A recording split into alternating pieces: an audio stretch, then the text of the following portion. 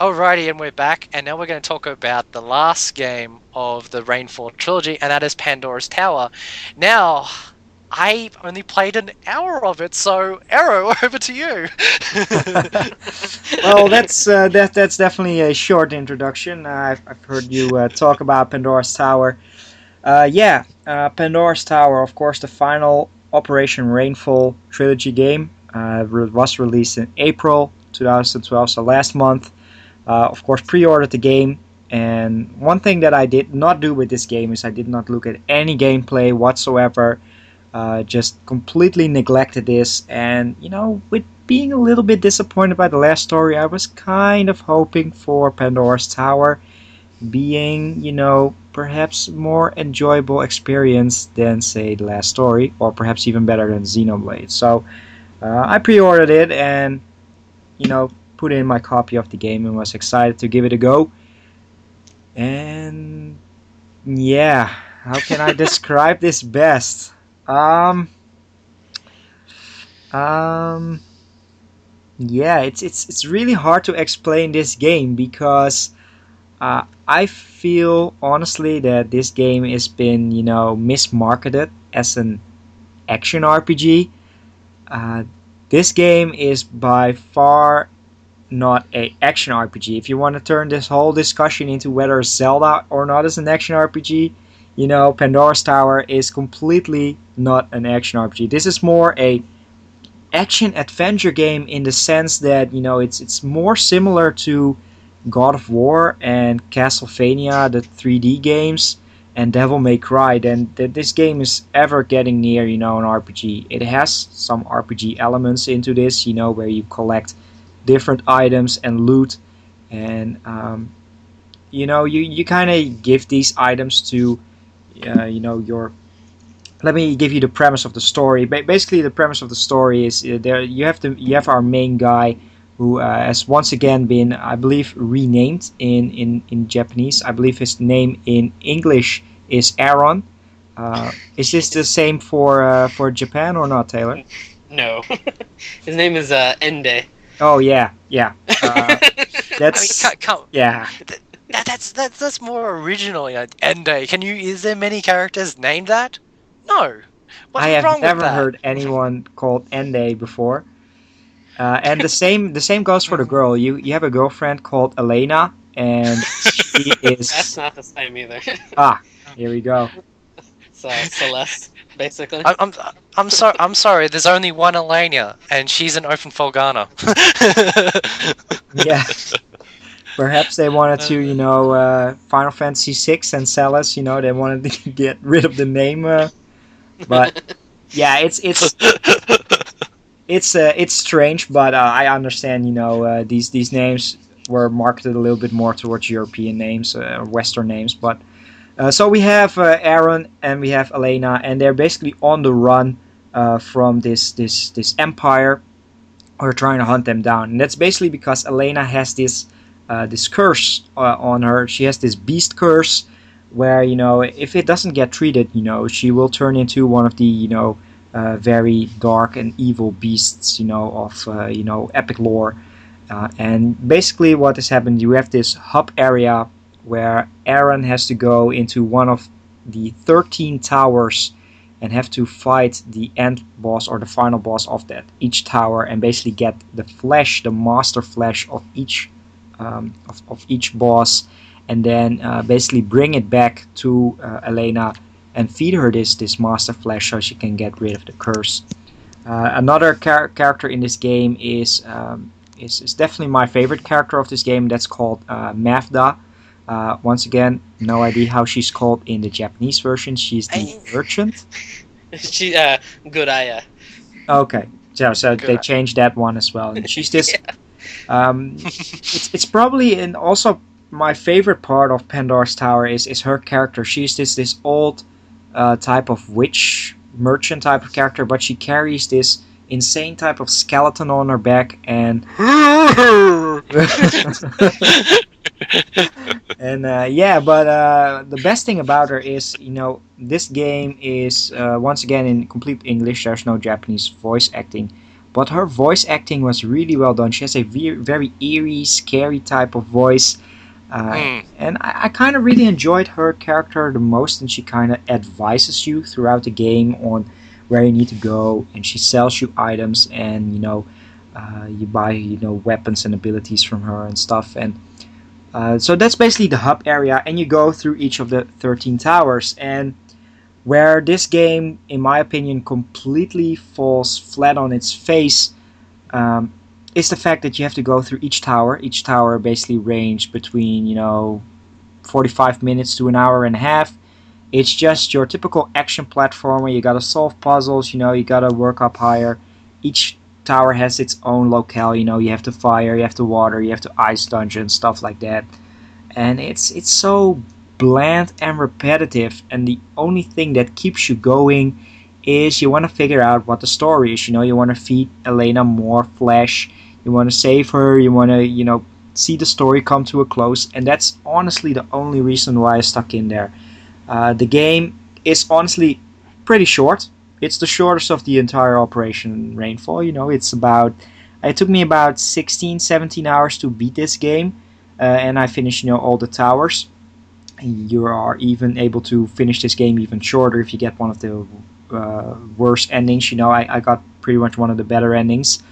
But the gameplay, it's just really boring. And while it offers some unique type of Wii type of controls, is basically Aaron uses these chains to fight with, and you can hook on enemies, and you have to hook on certain parts of the bosses and stuff. But this type of genre is not my preferred style. While I really enjoy some action adventure games, especially Ninja Gaiden 1 and 2 on the Xbox 360.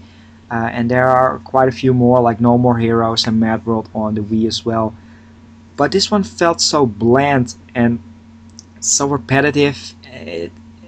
It kind of, I just stuck in there, and I was doing two things at the time. I was playing the game, and while I was watching TV and sports matches and stuff. And once I finished it, that was it. It's by far my weakest in the Operation Rainfall trilogy. And I felt really disappointed by it. And yeah, if you're a big fan of this type of genre, I know there are a lot of people who are really big into the action adventure, and you will definitely enjoy this game. But don't go into this game expecting it's Xenoblade or it's The Last Story, which have a whole different type of theme going on. But I've kind of been rambling on the entire game, and that's pretty much my review or just my thoughts on the game for a couple of minutes. But let's see, Taylor, I believe you've played the game for quite a while as well. What are your thoughts on it? Yeah, first, I wanted to say that it's Gurayai. That's her name. It's not Guraya. It's Gurayai. So it's a goofy name. So, but yeah, like I remember somebody. I wish I could remember. I'm sorry, and if you do know who you are, which I hope you do, please tell me and internet slap me in the face or something. But somebody had sent me a link for it. I want to say it was Kuroi or somebody had sent me a link saying, hey, there's this new game coming out for the Wii in like a month that got like no attention whatsoever, and it just had kind of this like flash advertisement where it was you go to the site and there's just there's the picture of Celeste or Elena, and she's just kind of sitting there, and you're like, what the hell is this? Oh, Pandora'S Tower. Okay, all right, cool. the mysterious advertising technique, it kind of gripped me too. It's like, damn you, Nintendo, for gripping me without saying shit, And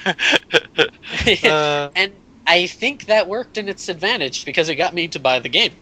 Because if I would have seen gameplay footage for it, I probably might have steered clear of it. Well, it's not to say. I'll get into it. Like, honestly, I think it has great imagery. Like, I think it's got a nice setting for it. I really like the visuals for it. And I do like the music. The boss music is pretty awesome. I think it's pretty epic. I don't know. What do you think of the music? Yeah, the music and visual style. Those are some good parts of the game as well. Yeah, that's definitely true. So, I kind of like how I would classify the game is an action adventure dungeon crawling simulator. Dating simulator, because because you're going into the tower, you're getting some meat, and you get giving it to her, but you're also trying to give her good stuff so she will make whoopee with you or something. Says I love you, then a bunch of dripping demon meat. Yeah, exactly. So, and you're trying to collect funds so you can buy her shiny gifts so she'll love you more and stuff. Say the right answer to the questions she's asking and stuff, and you're just like, I don't mind it. It's weird because it's when you come back to the house, because you're at a house and you jump on these giant chain links to run down to the tower, and then you go into one of the towers by selecting on the menu. In the house, you can you'll find her doing random things. She'll be like washing dishes, or she'll just be sitting there, or she'll be writing in a journal and stuff. And I think you can read her journal too, which is really fucked up. Yes. Trust issues. Yeah, you could read her journal if you feel that she's cheating on you or something or whatever. But it's I don't mind it, but I will say this: I like the thing that made me stop playing the game is that it made me so. The game is heartbreaking to me. It's heart-wrenching when you get back and this dude is doing all this stuff. He's trying to like help this woman that he loves and stuff. And you get back and she is deformed and like turning into this monster. And she is like completely just like on her last little inches of life, because it's timed. The more time you take without feeding her, the worse her condition gets. And so so there's times where you'll have to go into the dungeon and then come back out because you have to give her some meat that you find from either the boss or from one of the smaller enemies.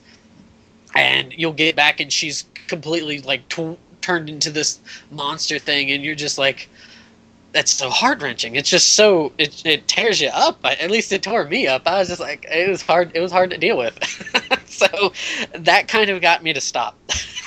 So that's really interesting. I have to be honest, I didn't really run into anything like that all the way up until the end part of the game. I was just going into a dungeon and then just clearing it as soon as possible and then just returning it. I know you can go to multiple dungeons at once, I believe, but I just, she was just happy standing there. Oh, there's another meat, and here you go. Eat your meat and shut the fuck up.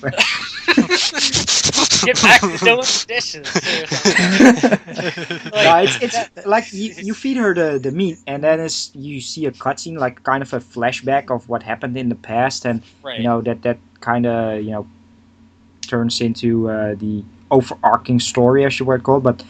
Only at the end part, where I was kind of feeding her the meat, she kind of got deformed. I never ran into it. Perhaps, perhaps I was playing too fast, but... I was taking too long, because there would be times on the timer where there would be very little time left. And so she is she's not doing good. And it's just, I don't know, to me it's just really heart-wrenching, because it's just, I don't know, I liked how it did that as a story, how it's presented. It's just, to me, it was just like, that is really, it kind of gives it the main character Ende, or what's his name in English? Aaron. Aaron. It gives him that. It makes that character feel like he does truly love her. Yeah. So it that's nice, but it was really kind of painful, especially with the eating the meat bit. If you are a little queasy, you might feel a little queasy. I don't know why she doesn't cook it, but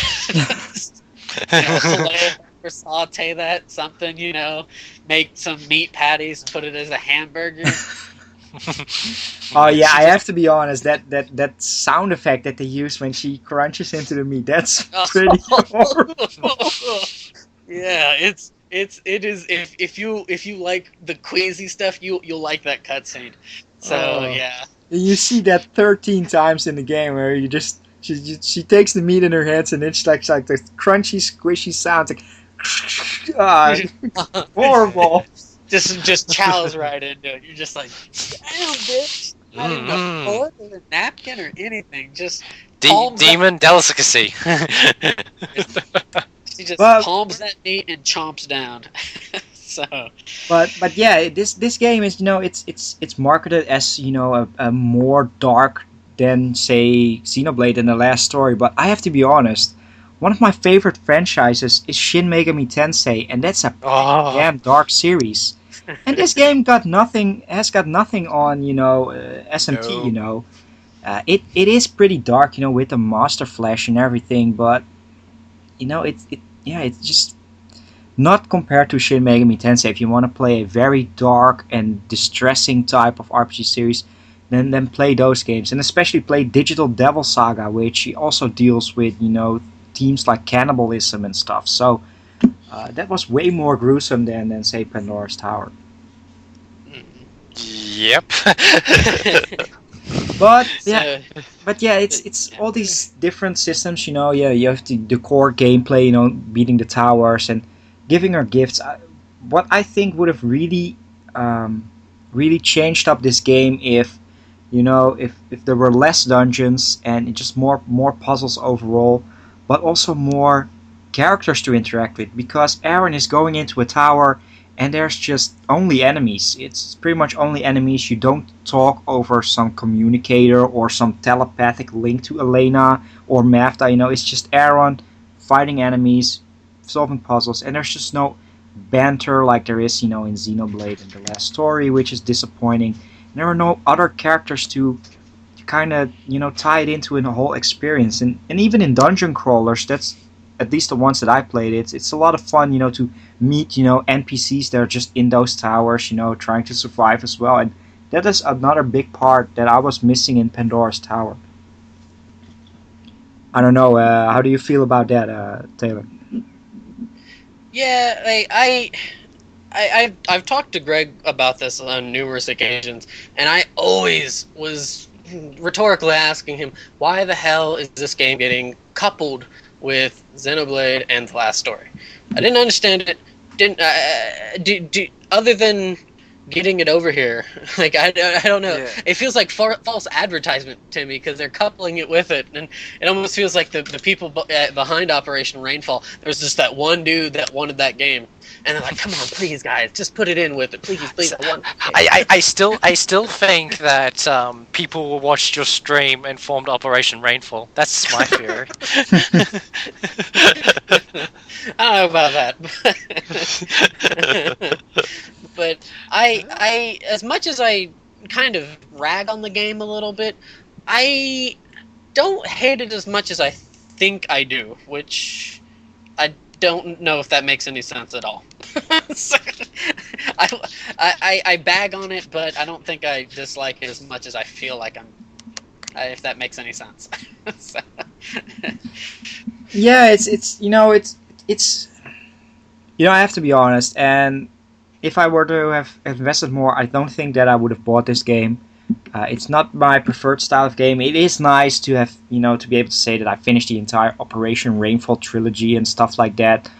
But, overall, this third game really feels like false advertisement. It's kind of my own fault of thinking, I'm going to completely, not watch anything on this game to kind of hope and, get myself be surprised. But I got surprised in a bad way. And I have to be honest, and I know that there are definitely a small niche group that look forward to this game, but on the other hand, I hope that this game doesn't get released in North America. I think a lot of people will get overhyped, and I don't think that's a good thing. This game really does not do RPGs justice, because this is not really an RPG. But yeah. I think we talked about, but Greg, you're only an hour into the game. Does any of this sound appealing to you, and do you want to play the game? It kind of does in a way. There is some questions I want to answer you. Yes, One yes, of my I fuck. Well, that's it. No, I'm kidding. One of my favorite games on the GameCube is Metroid Prime. there is no dialogue and there's no interaction with, well, not really per se. Is the game along those lines where the environment tells more of a story than words can? Or, no. To an extent, but it's hard to really tell much when you're going into like towers. The towers are differently themed, but there's not like they're not in such a way that it really feels like it's unique. It's like, oh, it's a little bit different. This is the fire one. Here's some lava or something, that kind of thing. So because Metroid is just one of those games that's weird. It tells a story through its environment, and where no words are spoken except for Fusion, where it kind of went wrong. But it's just I wanted to answer that. See, one of the things I want to touch upon is I read an interview with the company who made Pandora'S Tower is called Ganbarion, and the only game they made prior to that is the One Piece Unlimited Cruises. And what's really funny is I've actually played one of them, and they're actually quite fun action-adventure games, but, no RPG aspect. It's kind of close to Zelda. It seems like Ganbarion is happy making these Zelda-esque action-adventure games.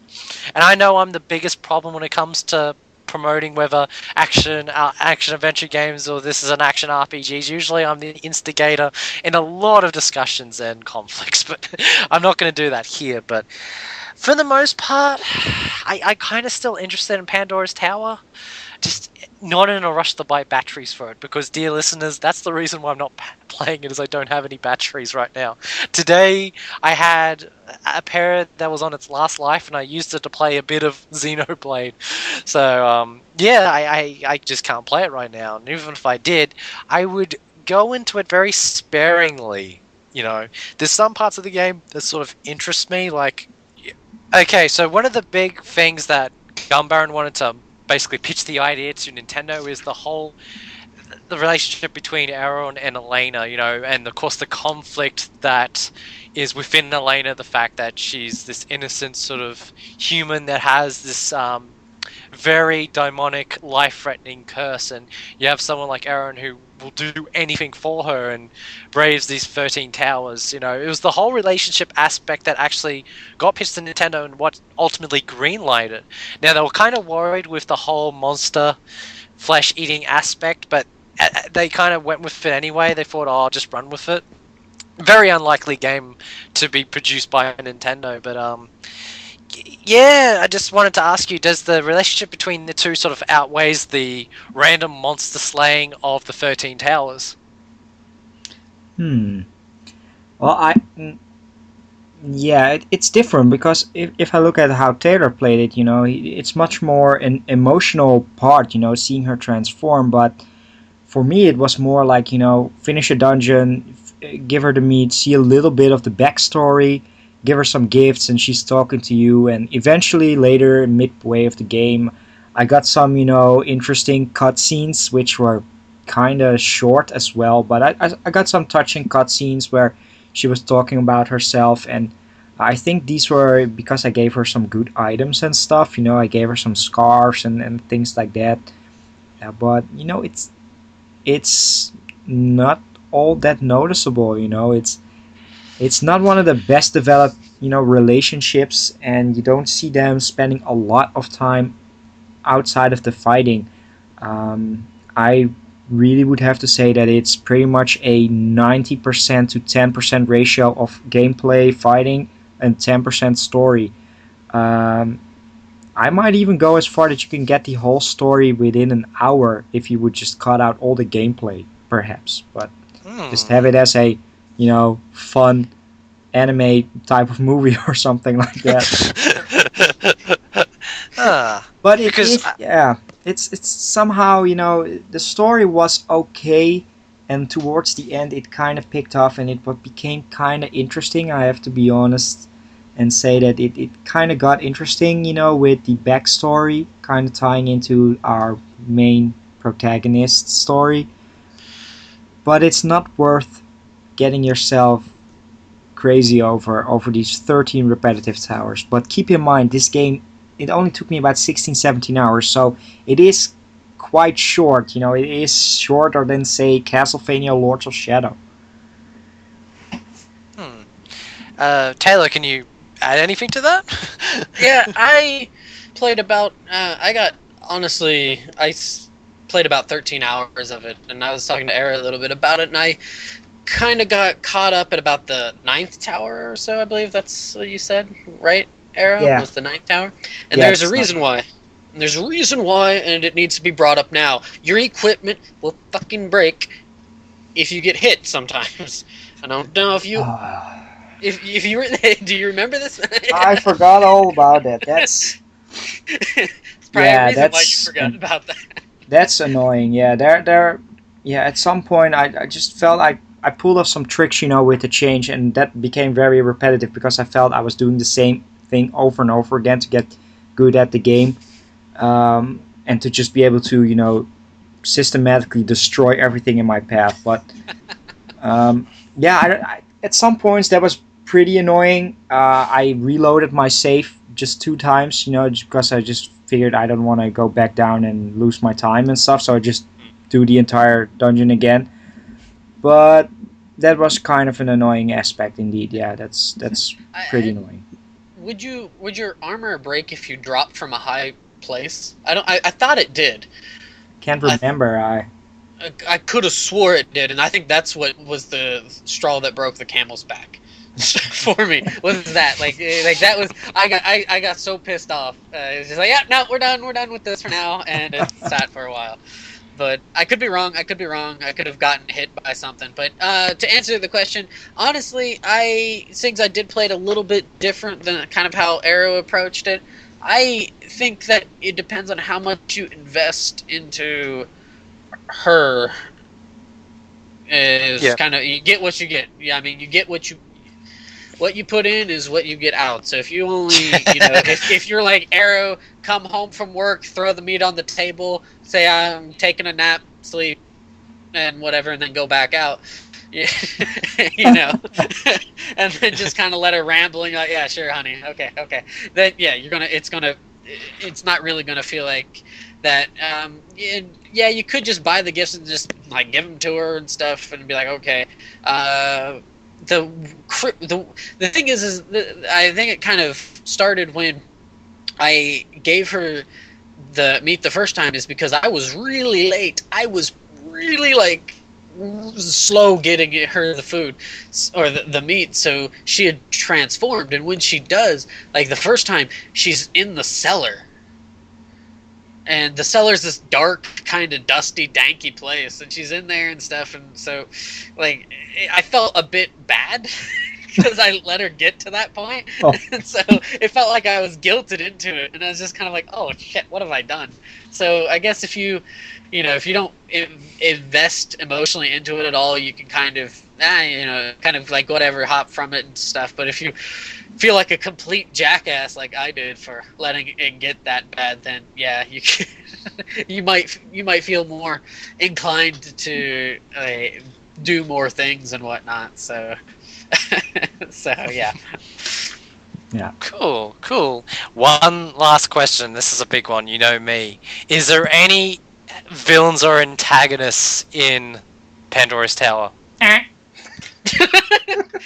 I thought as much. Oh, No, I have to be honest, and I'm not going to be telling this, of course, but later on, and seeing how Taylor stopped at Tower 9, things can get pretty hectic.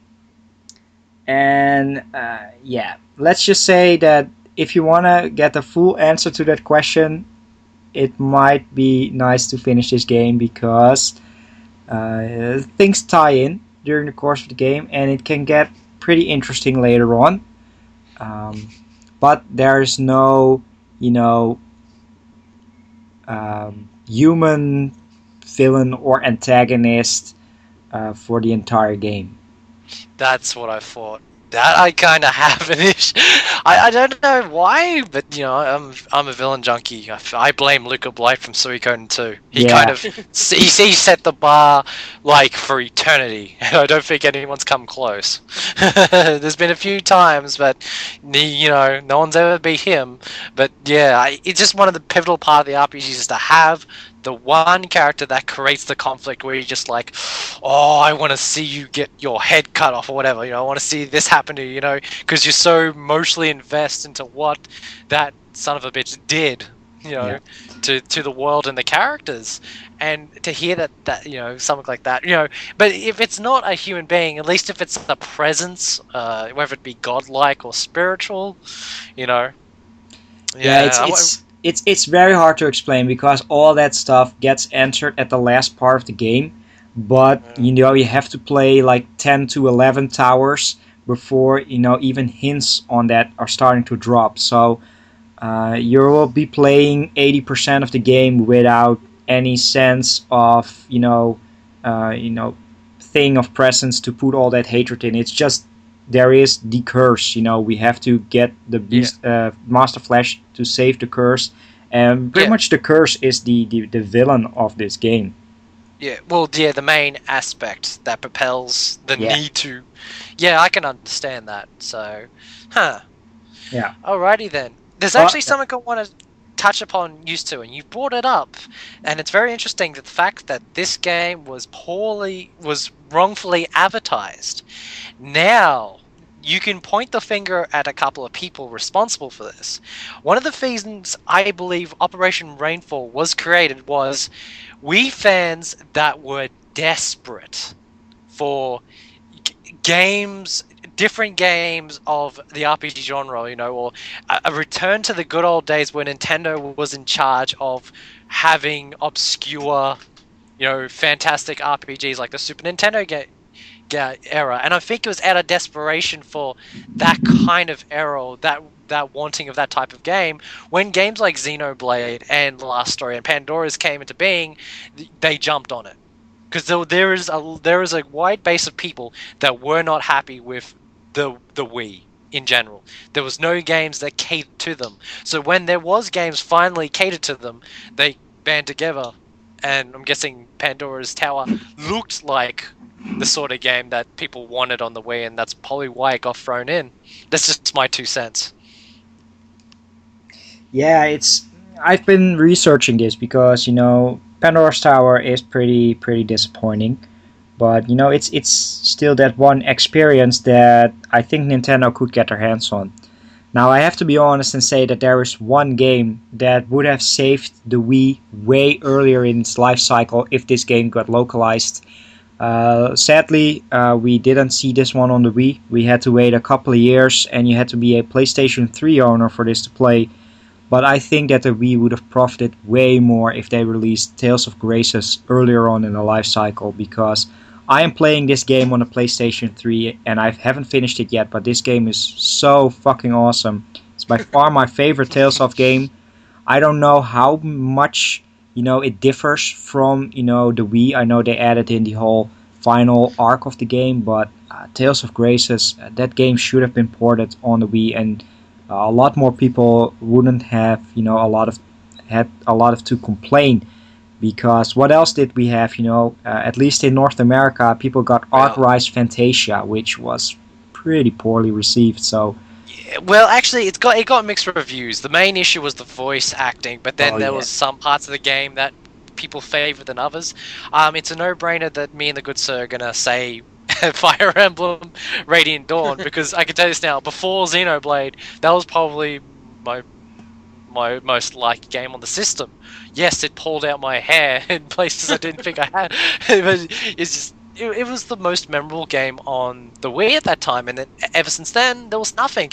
There was that Tales of Symphonia 2 game that was not well received. I haven't played the first one yet, so I'm not going to start with the second game yet, so... Yeah. I was going to say, with Graces on the Wii, I think the big reason why that did not make it outside of Japan was because from what I remember, I didn't purchase it. I waited until Grace's F. But from what I remember and what I recall, I got slammed here in Japan because it was glitchy as a mofo. Oh. Yeah, that's what I heard. That's what I heard Oh. too. Yeah, it was extremely glitchy, and people were pissed beyond anything because they were not thrilled. That's why it got Grace's F. That's why I see. that's why they had Grace's F. So Okay. Yeah, I have to be honest. I didn't know about that part. We have some other games on it. We have it's not full games, but we have I think Final Fantasy Chocobo's Dungeon was really enjoyable, and Dragon Quest Swords was kind of fun as well. Oh, it was okay. Yes, that game is short, but it's so much fun. I love light gun games. To have a light gun sword game, it was one of my dreams come true. And the fact it was a Dragon Quest game with tracks from Dragon Quest 8, I love that game. I love that little game so much. And it's the reason why I say little, because it's 10 hours. Yeah, that's true. It's a very short game, but it's more fun than engrossing. And you know what's funny? The characters are really good in that game. I mean, I wish there was more adventures with that group of characters in Dragon Quest Swords. I mean, it's a very fun game. I played this one before Dragon Quest 8, which I finished last month, and that really got me sort of a view into what a evolution of Dragon Quest would be like, and I really enjoyed it. And of course, now that I played Dragon Quest 8, I enjoyed that one. It's my favorite Dragon Quest game, but Swords was very high production quality, and I really enjoyed it with the gameplay as well. Yeah, I love that little game. It makes me want to go play it right now because it's just so fun and accessible. But yeah, I mean, can you say Fragile Dreams is an RPG? Because yes and no. I haven't played that one yet. I have, and let me tell you this now. Some groups have labeled it an RPG, but it doesn't feel like one. It feels like Resident Evil. It feels like without the horrifying zombies, but in it's like the way you wield the flashlight and all this. But this is only like playing the first hour in the game, and I want to play more Fragile Dreams when I get it. Thinking about other RPGs that were on the system. There is one more. We're not going to talk about Echoes of Time because that's just an abomination. No, not that one. I was talking about good ones. I thought we were just talking about because we're talking about games or RPGs on the Wii in general, good or bad. Echoes of Time. Oh no, sorry, I have to play, but I rather play 150 hours of Pandora'S Tower than ever go back to that abysmal piece of shit called Echoes of Time. Yes, it's a Wii game? No, it's not. It's just a fucking DS game emulated by the Wii. Come on. Yeah, it's horrible. Okay, we have to be honest. It is my least favorite Final Fantasy spin-off, but Crystal Bearers is my favorite Crystal Chronicles game. It had some nifty action Wii motion controls and a charming little story, but it doesn't compare to Chocobo's Dungeon and Dragon Quest Swords. Crystal Bearers is fun and short, but mediocre, middle grade, like Pandora'S Tower. But I have to be honest, there is one fantastic RPG that I've only put in 2 hours, and it's nowhere endorsed or Operation Rainfall. I haven't finished it yet. I think I know where you're going, and you're gonna have good sir gonna talk about it. It's the final game of both my entire Wii collection that I've yet to finish, as well as the final game of this wonderful developer that I've yet to finish, and that is Muramasa the Demon Blade. No. Should you comment, or should we just listen to that episode of Power On, good sir? Okay, a really quick synopsis on that. Sushi and I, we'll pick, like, I'll pick a game, he'll pick a game, or something like that. I picked Muramasa. Muramasa was like the first game I bought for my Wii when I moved back to Japan. And I put in like an hour or two when I first got it, and I didn't touch it for 2 years. Oh, pretty similar here. Yeah, and well, the thing is that I do not like it. it is not a game that's for me. It just does it for whatever reason it doesn't work for me. Personally, I actually think I like Pandora's Tower more than Muramasa.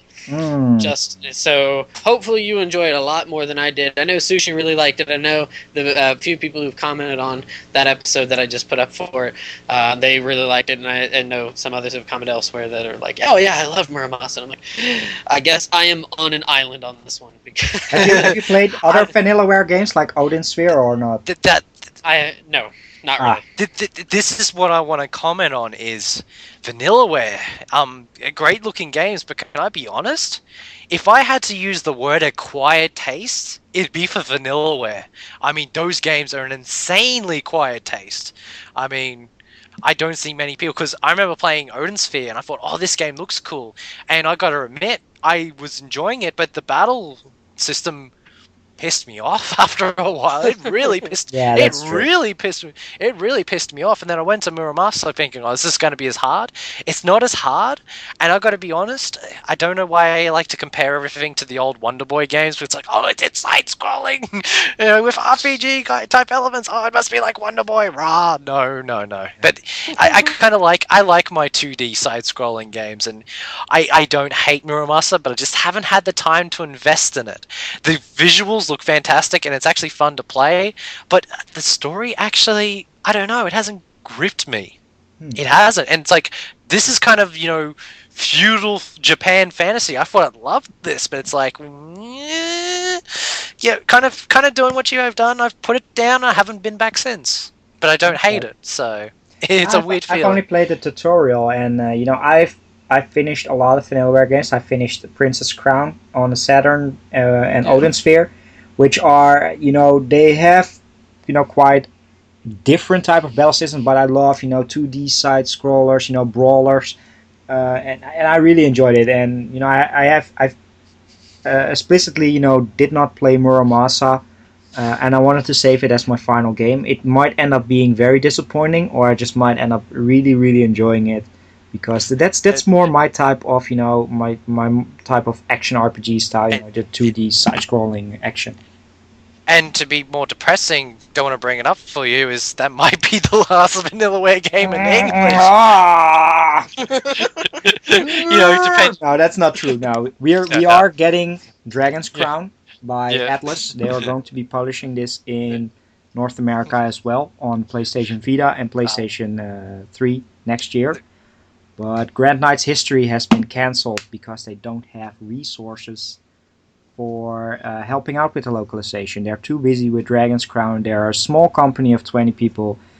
Perhaps after they finish Dragon's Crown, but Grand Knight's History, turn-based Vanillaware RPG is cancelled in English. Still have nightmares. Oh, well. No, well, hopefully all goes well with Dragon's Dogma. Just pulling your chain before, but hopefully they'll come out. It's a good looking game, except for the Amazon that has Thunder Fires. But no, this is an interesting point. I mean, dear listeners, we're going on a big tangent here, but localization it's a funny thing for the smaller companies. I mean, look at Falcom. Falcom was more willing. If you've noticed, people think, oh, XC took care of that. No, bullshit. Falcom worked on that as well. That's why the localizations are so goddamn good, because they worked on it. And you have to... This is around the time of when Zero was released, and they're wondering, why did only Zero get released 1 year? Or oh, no, that was the same year as East vs. Sora no Kiseki, I think. Yeah, I think it was, yeah. Yes, it was. Why was Al no Kiseki only 1 year? It's because some of their team was working with Xseed on translating the games. I would dare say mostly for Trails in the Sky. And now people are wondering, why don't we have more Falcom games in English? It's because Falcom is hard at work with not one, not two, but 3 games. Yes. One that requires nearly 80 odd hours of voice acting.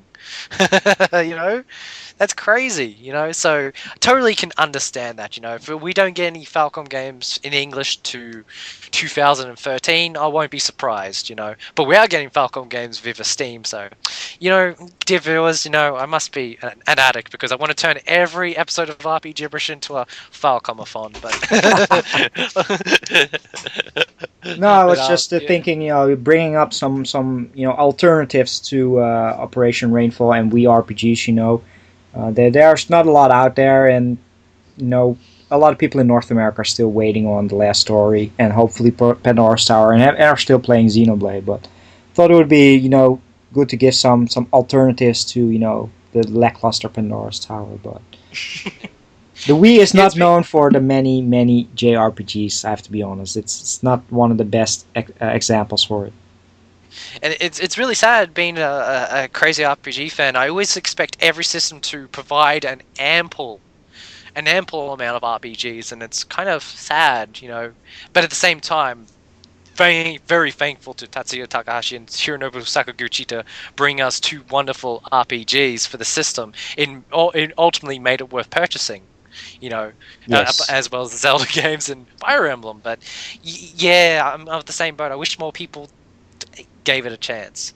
And you know, with the GameCube being very obscure, it had probably close to the same amount of RPGs that got released. It kind of shows Nintendo sort of favors RPGs towards the handhelds nowadays, which is just a common thing because, you know, for a game that has a higher production cost, you know, why not put it on the more cost-effective gaming device?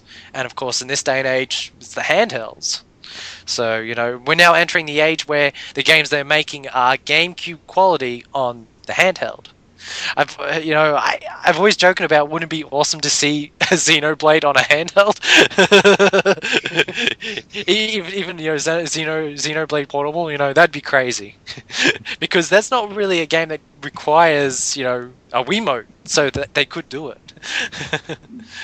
But you know, it's happened for a reason, and I love the game so much. You know, I got to say it again, dear listeners, go get Xenoblade if you haven't already got it. Oh yeah, that's highly recommended. That's the point that we want to put across with this wonderful Operation Rainfall episode is, you know, talk about these three wonderful games that through very hard work, you know, got localized in English, and while some others are, you know, not as enjoyable as, you know, the at least my favorite in the trilogy, Xenoblade, you know, I highly encourage everybody to go out and pick up these games, and especially Xenoblade Chronicles, because it's one of the best games on the Wii, and especially the best JRPG out there.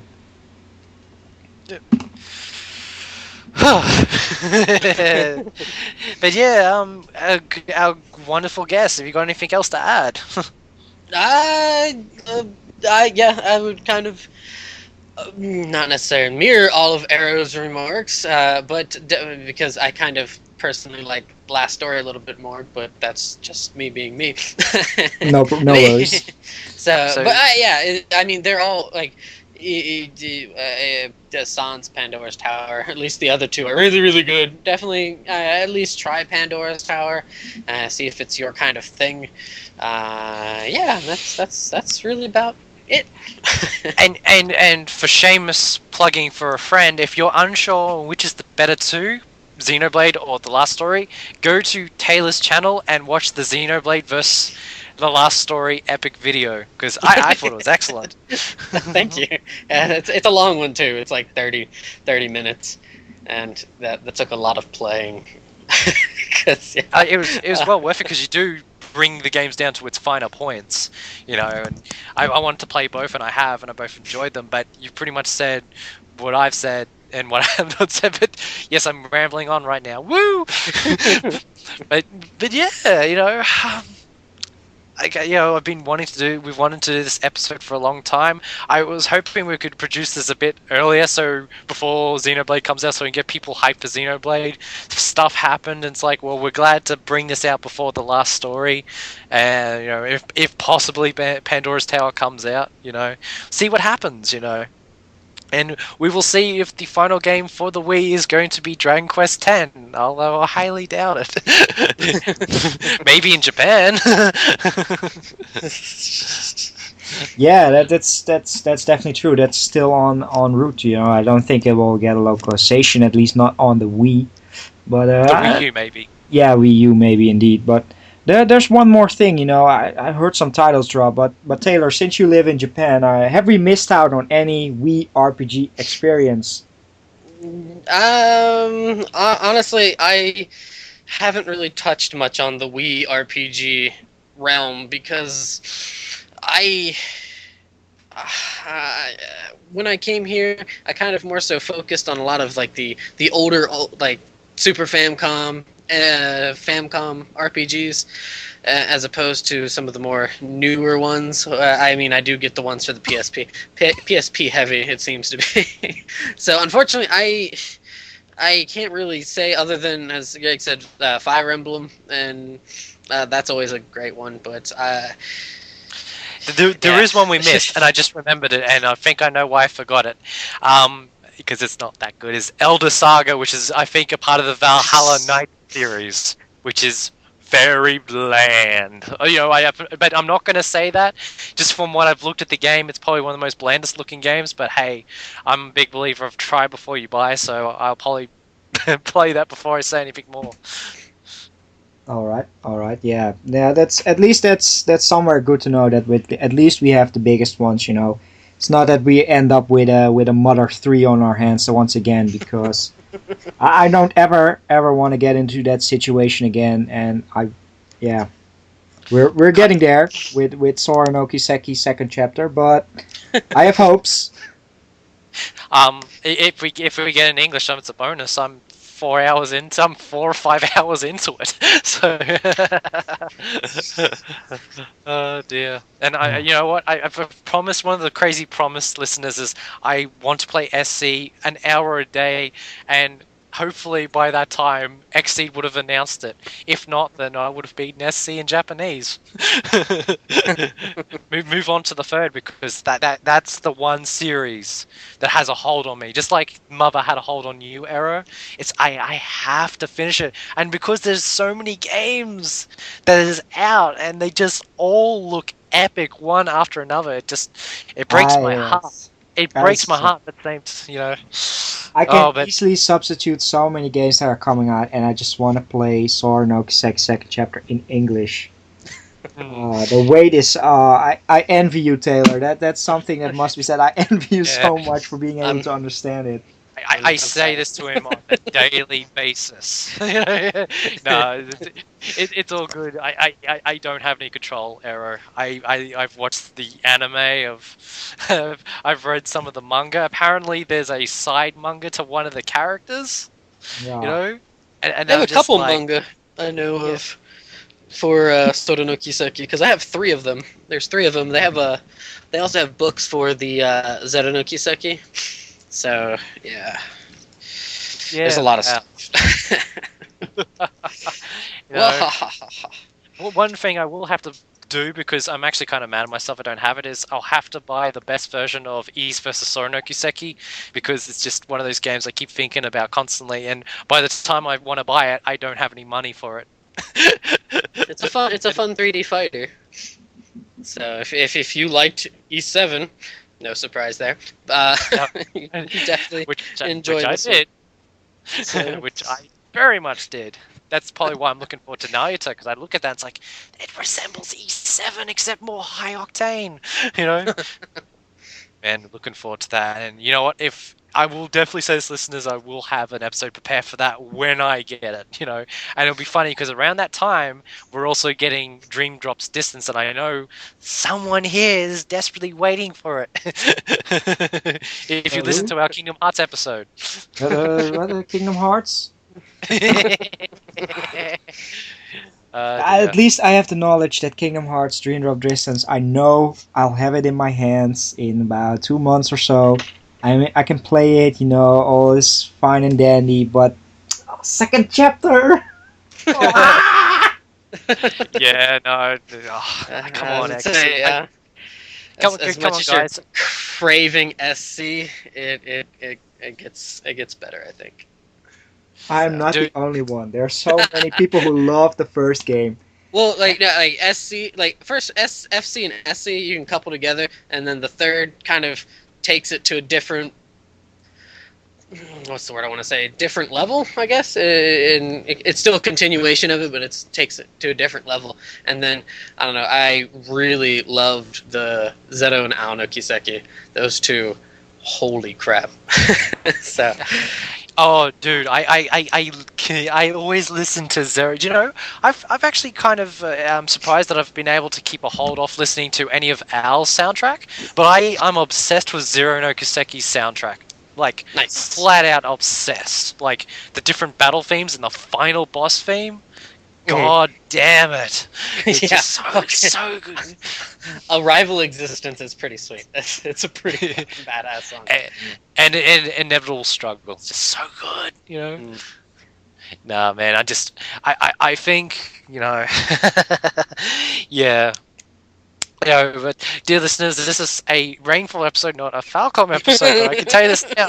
There'll be plenty to come in the near future, especially since there is, you know, a special time and place that is going to be the 25th anniversary of a certain series that I'm really looking forward to. And I definitely say we'll have Taylor back on for that. Dear. But anyway, any last thoughts before we create this to be a 6-hour podcast? All I want to say is that, you know, for all the upcoming episodes, and there's nothing announced on second chapter, I will be mentioning this from time and time. Each episode at the end, I want it now. I could do a progress, but that'd be spoiling it.